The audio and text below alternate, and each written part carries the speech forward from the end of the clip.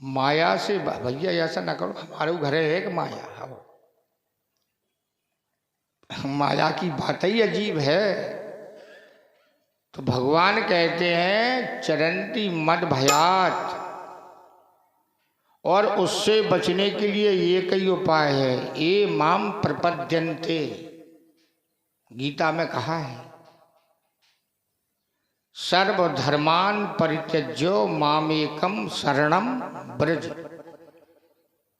सारे धर्मों को छोड़कर जो हमारे शरणागत हो जाता है, ऐ अर्जुन मैं उसकी भली भांति रक्षा करता हूँ।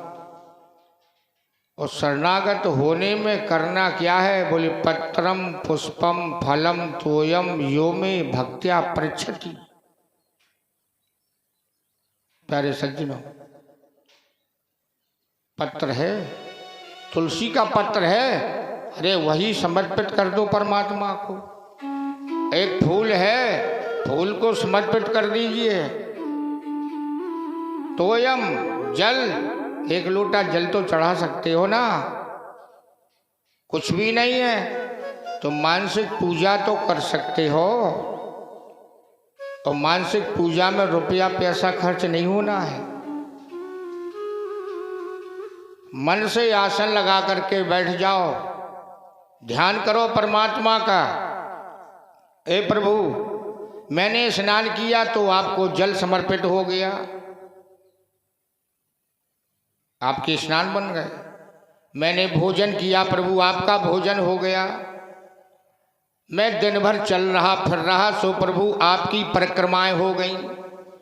और प्रभु जो मैं बोला चाला, जो बोला उल्टा सीधा नहीं, हाँ वाणी से स्वर संहार करके जो बोला गया प्रभु वो आपकी स्तुति हो गई, आपका गायन हो गया, आपका वंदन हो गया। और जो मैं चद्दर ओढ़ के सो गया तो हे प्रभु ये आपके सोने की समाधि हो गई। इससे बढ़िया मानसिक पूजा क्या हो सकती है? इतना तो कर ही सकते हो, तभी वो परमात्मा प्रसन्न होता है।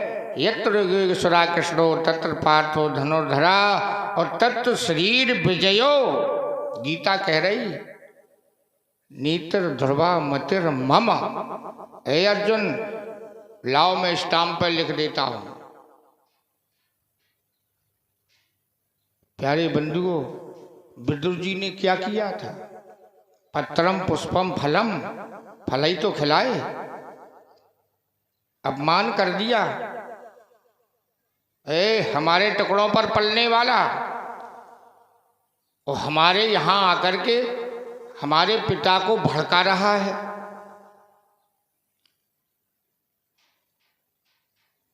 और विदुर जी ने समझाया था धृतराष्ट्र को, कहे राजन अपने राष्ट्र का हित चाहो, अपना हित चाहो, अपने इस राष्ट्र का अगर हित चाहो, अपनी राजधानी को सुरक्षित चाहो, अपने परिवार को रिश्तेदारों को सुरक्षित चाहते हो तो युद्ध की आहुतियां मत दो। युद्ध के हवन कुंड में बड़े बड़े वीर को आप आहुतियां देने के लिए प्रेरित मत करिए। क्यों? तदंगः छिन्नद्यात्। अगर हे राजन, विदुर जी ने समझाया था, उंगली में अगर कैंसर हो गया, कोई ऐसी बीमारी हो गई, और अगर डॉक्टर ने बता दिया कि उंगली कटवा दो, और नहीं तो धीरे धीरे ब्लड कैंसर है सारे शरीर में फैल जाएगा। यथा जीवनम सुखावह। अगर जीवन का सुख चाहते हो, अपने जीवन का आनंद प्राप्त करना चाहे तो तदंगन्या छिद्या, उस अंग को कटवा देना चाहिए, तब तुम्हारा जीवन सुखी होगा। और नहीं तो सारी बीमारी तुम्हारे शरीर में फैल जाएगी, और एक ना ये संक्रामक बीमारी है, तुम्हारा कल्याण नहीं होगा, तुमको मरना पड़ेगा। इसका मतलब क्या हुआ? तो धृतराष्ट्र ने कहा था अब सुनाई नहीं देता है। अरे अबे तो अंधेरे ही हते, अब सुनाई नहीं दे रहा हो इन्हें। हाँ जाके माने राजा पगलिया हो। बात सही है। क्यों पगला गया? बोले पुत्र मोह के कारण। दुर्योधन के मोह के कारण राजा पगलिया गया है, सन्नपात में आ गया है। प्रीत करें जब तीनों भाई, हाँ इनको सन्नपात आ गया, अब ये हमारी नहीं सुनेंगे। दुर्योधन ने सुन लिया था, अच्छा हमारे पिता को भड़काऊ बयान दे रहे हो, इसके मतलब ये है कि हमारे पिता हमें निकाल दें, यानी अंग कटवा दें, यही हुआ ना मतलब। तंगन्याच्छद्या, मेरे टुकड़ों पे पड़ने वाला, अरे धूर छलिया, चल यहाँ से भाग जा, आज आया सो आया, कभी मत आना। अपमान कर दिया। विदुर जी ने अपने धनुष बाण रख गए और छोड़ दिया और राज्य को छोड़ा। प्यारी बंधुओं, विदुर भी क्या थे? धर्म के अवतार। इधर धर्म का अवतार विदुर जी का, उधर धर्म का अवतार युधिष्ठिर जी का। उधर तो धर्म बना रहा और इधर धर्म चला गया, छोड़ दिया, राजा को छोड़ा, धनुष बाण छोड़ दिए और जंगल में निकल गए भगवान की तपस्या करने के लिए बंधुओं। और जब धर्म निकल जाता है, धर्म जब दूर हो जाता है, और हमारे यहाँ वर्णन है यथा धर्मा ततो जया, जहाँ पर धर्म है वहाँ पर विजय है। प्यारे बंधुओं, इधर तो धर्मराज युधिष्ठिर धर्म के रूप में बने रहे और इधर धर्म ने त्याग दिया। उसी प्रकार से विनाश हुआ। विभीषण ने जिस समय से लंका को त्यागा तो आयुहीन भये बहुत तपते, उसी प्रकार से आयु से हीन ये हस्तिनापुर भी हो गया, वो दिल्ली हो गई थी बंधुओं। तो कहने का आशय, मगर विदुर जी उधर जंगल में तपस्या करते करते मैत्रेय जी से मिलन हुआ और मैत्रेय जी और उद्धव जी का संवाद हुआ। भगवान अपनी पूरी लीला स्मरण करके चले गए। उद्धव जी को बड़ा सुंदर ज्ञान का उपदेश दे गए। उद्धव जी से मैत्रेय जी का मिलन, तो मैत्रेय जी का इधर विदुर जी से मिलन हुआ। तपस्या करने के बाद में जब उद्धव मैत्रेय जी मिले तो मैत्रेय जी ने जब पूछा विदुर जी से, कहा भाई महाभारत हो गया? विदुर जी बोले हम तो तपस्या में लगे रहे, महाभारत का पता ही नहीं चला। हाँ, घूमते घामते हरि नारायण नर नारायण के आश्रम में आए, वहाँ आकर के मैत्रेय जी से संवाद हुआ। तब उन्होंने बताया कि महाभारत की बात करते हो, महाभारत में तो बड़े बड़े वीर गति को प्राप्त हो गए, न जाने कितनों की मांगें उजड़ गईं, कितनों का सिंदूर लुट गया, कितनी माताओं के गोदी के बच्चे छूट गए। ऐसा वो विकराल महासंग्राम महाभारत हुआ। तो विदुर जी उसी बात को सोच सोच करके आज आँखों से आंसू बहाने लगे कि मैं परमपिता परमात्मा भगवान श्याम सुंदर का एक बार जब राजदूत बनकर के आए उस समय तो मैंने दर्शन कर लिया था, इसके बाद मुझे दर्शन नहीं मिला। दुर्योधन ने निमंत्रण किया और निमंत्रण करने में अपने रसोइयों को आदेश दिया ऐसा भोजन बनाना कि वह बहीर के लड़का ने व ग्वाले ने, हाँ, गोपियन को चुल्लू भर मठा में उल्लू बनाए रहती। भैया ऐसे को, हाँ, कभऊ न भोजन करो नहीं, कभऊ देखो तलक ना होए। भगवान का एक नाम है गर्भाहारी, यानी अहंकार का ही भगवान आहार करते हैं। दुर्योधन के मन में अहंकार हुआ, कहाँ जाएं, कहीं और नहीं, कोई दूर नहीं। विदुरानी के घर पे पहुंचे थे भगवान श्याम सुंदर। गुरुवार का दिन विदुर जी गए थे कहीं देशाटन के लिए, भ्रमण करने के लिए। इतने में भगवान कन्हैया दरवाजे पे आए। गरीबी की पराकाष्ठा। सज्जनों, बंधुओं, प्यारे श्रोताओं, आवाज लगा दी। काकी क्या कर रही हैं? एक ही वस्त्र है, उतार के खूंटी से टांग दिया। स्नान कर रही, छिद्रान्वेषण किवाड़, कोई बड़ी अच्छी भवन नहीं था इनका, काय दासी पुत्र थे ना, हाँ, मगर राजनीतिक थे। परमपिता परमात्मा के चरण शरण में बिल्कुल कृपा पात्र बने थे भगवान कन्हैया के। आज सज्जनों यही हुआ, भगवान कन्हैया ने आवाज लगाई दरवाजे पे, अरे ओ काकी, काकी अरे काकी, काकी अरे काकी, और खोल तो कपाटियां और सुनतई आवाजियों और ध्यान तो उचट भयो। ध्यान उचट गया काकी का। ये आवाज जानी पहचानी लगती है, और जानी पहचानी नहीं, ये निश्चित हो गया, पूर्ण विश्वास हो गया, ये आवाज किसी और की नहीं है। इतनी मीठी वाणी में काकी कोई और नहीं बोल सकता। काकी अरे काकी, और खोल तो कपाटियान और सुनतई आवाजियों ध्यान तो उचट गयो। धन्य आज भाग्य मोरे, धन्य आज और भाग्य मोरे, और द्वार पे है द्वारकाधीश,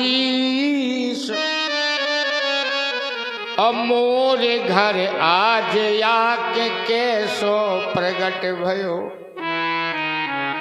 बड़े बड़े संत अमलात्मा विमलात्मा जंगलों में तपस्या करते हैं, फिर भी उस परमपिता परमात्मा को प्राप्त नहीं कर पाते हैं। वो आज अहो भाग्य ये हमारे द्वार पे प्रकट हो गए। सो दौड़ पड़ी काकी, नगन उठे धाई, नगन उठे धाई, और ब्रजराज की पुकार सुन, और सुनतई आवाजियों। आज अहो नगन उठ धाई दौड़ती चली आ रही। कन्हैया ने छिद्रान वेषण से देखा। जानो विशंभर ने कि काकी है दिगंबर देह। भगवान कन्हैया ने शासन भाई देखो, ओह काकी नग्न अवस्था में चली आ रही।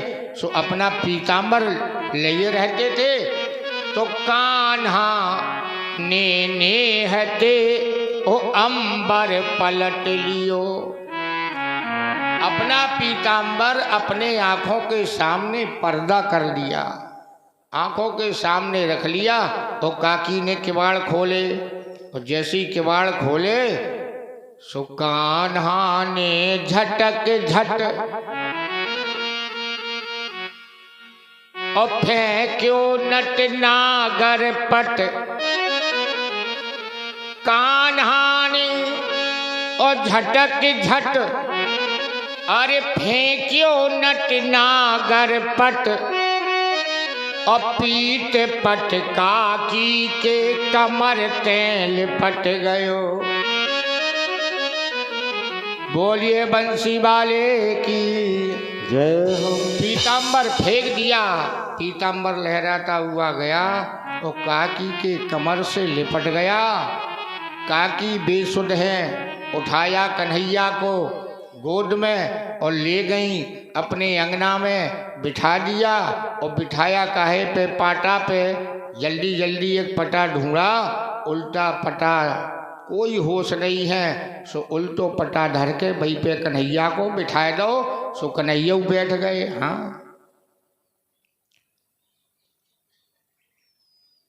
अब तो विचार करते, देख रहे हैं, मुक्कमल को देखती हैं काकी। बात कौन से हमारे कर्म हैं, कौन से हमारे जन्म जन्मांतर के पुण्यों को आज उदय हो गया, जो हमारे दरबार में आ गए। आए तो थे दूत बन करके, मगर हमारे घर कैसे आ गए। चलो कोई बात नहीं, आ गए तो आ गए। और कन्हैया और कुशल क्षेम, समाचार बढ़िया है। देवकी वसुदेव, बाबा नंदराय जी सारा समाचार पूछने लगे। मगर कन्हैया को कहाँ चैन। निमंत्रण कहूँ और है तो वो आए गए कहूँ और। सवेरे से निमंत्रण भैया 4 बजे को नौता टी रहा है तो सवेरे से काय को खाओ पियो जो है कि चूसो भूखे हती नहीं लांघे हती का करे। सो बोले काकी सुनो जब बातचीत तो बादों में हो जे है। हाँ तो पहले का भल चाहिए सो अरे काकी सुनो बहुत जोर से भूख लगी है, बड़े जोर से मैं भूखा हूँ। आज कछु आपके घर में रखो होए तो थोड़ो सो लेता आओ प्रसाद पाए लें हम। और भूख बहुत ज़्यादा है, भूख के मारे तो हम तड़फड़ा रहे हैं। अब काकी के होश आओ अरे राम राम हमारे घर में तो थोड़ो सो पगू भर आटा नहीं आए ताकि हम 4 चपातियाँ बनाए कि कन्हैया को भोजन करा सकें। बाप प्रभु ये कैसी लीला है तुम्हारी, कोई भोजन मांगे और मैं भोजन ना दे सकूं। अरे साईं इतना दीजिए और जा मैं कुटुम्ब समाय और मैं भी भूखा ना रहूं और साधु न भूखा जाए। मगर आज विपरीत स्थिति। और भगवान का भी एक सिद्धांत है अपना मान टले टल जाए पर जन का मान न टलते देखा।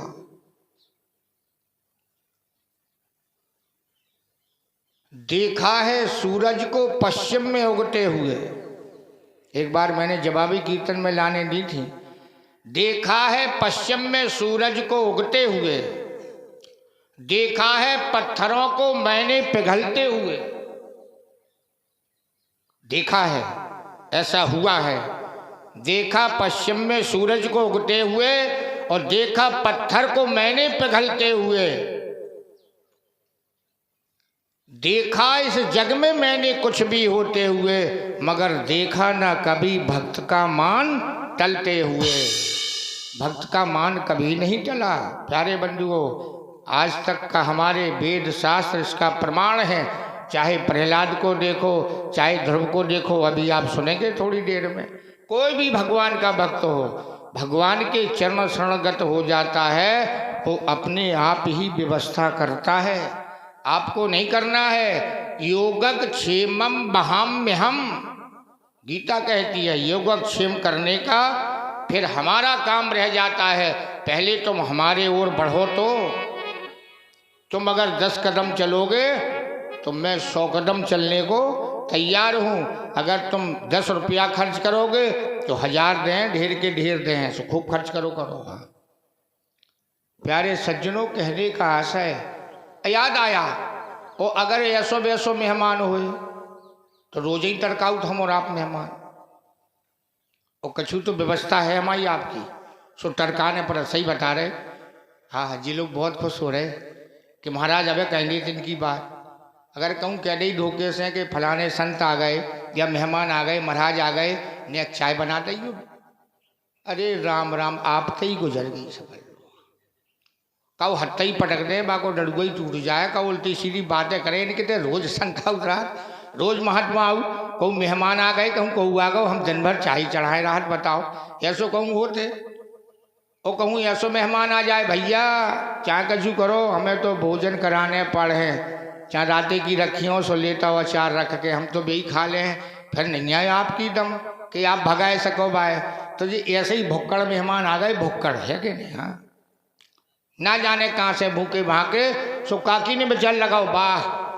और भगवान ने भी आज गुरुवार का दिन बोले बृहस्पति भगवान की पूजा करने के लाने एक डलैया में केला रखे थे। केला रखे, अरे बोले बा पूजा तो बाद में हो जाए। हाँ अतिथि देवो भव, बाद में पूजा हो जाएगी। ले आई डलिया रख ली सामने, उठाओ केला और छील करके आज क्या किया काकी ने, आओ जो खवा चाहिए सो भाई तो फेंक दो और जा फेंके चाहिए सो वो खा। यही तो माया है भगवान की है। हाँ बोले देखो छिलका को बढ़ाया और गूदा गूदा फेंक दिया और जो छिलका बढ़ा कन्हैया ने बहुत बड़ो मुँह फैलाओ जाने कब तक भूखे बुखाई हटी आ गए थे खाए भी को। और भैया खाए गए एक छिलका, बोले वाह काकी क्या मैं तो सबरी के बेरन ते ज़्यादा आनंद है।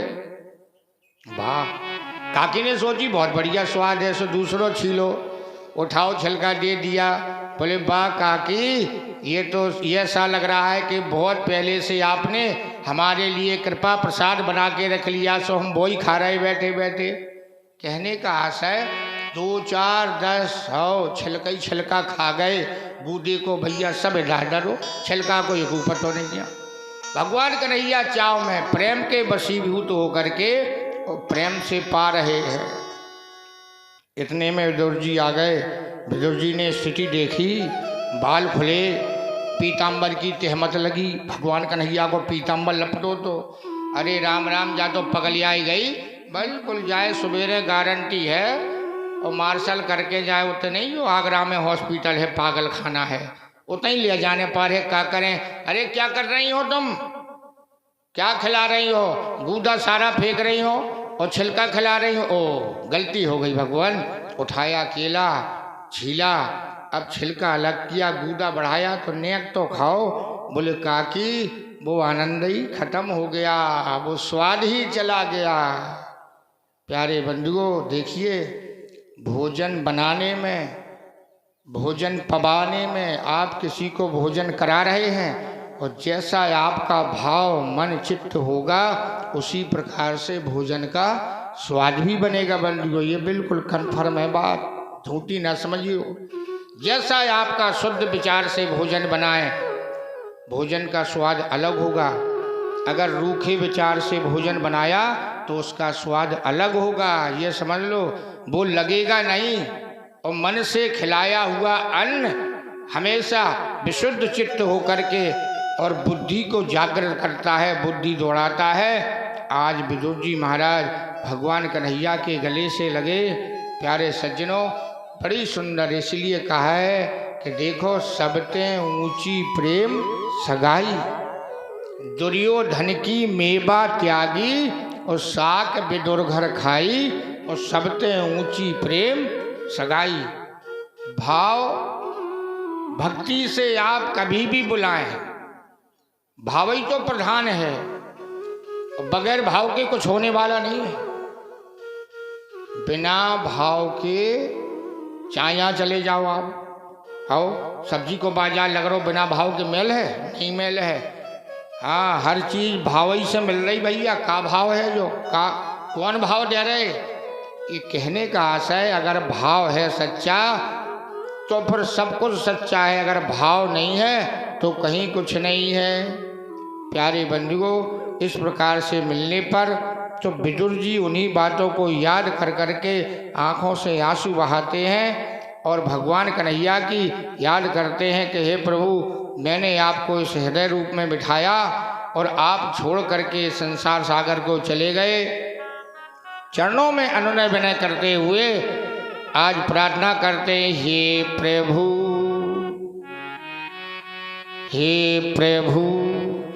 बता दो, हे प्रभु बता दो चरणों में